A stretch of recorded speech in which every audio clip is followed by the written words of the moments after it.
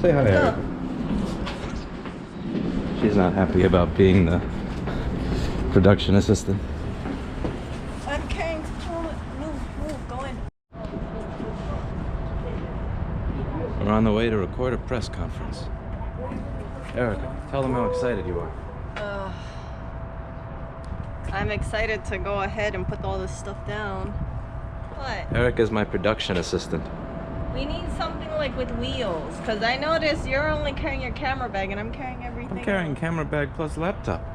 I have a ThinkPad. The ThinkPad that can break your foot.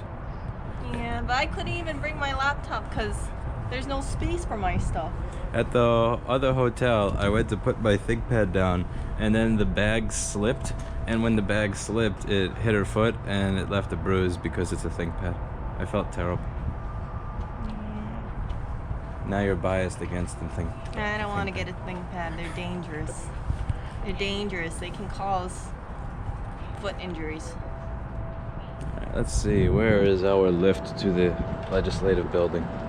One thing I'm hoping we have a chance to do today is meet with one of the lobbyists who has helped us in architecting the bill. I think it would be really cool to have him on.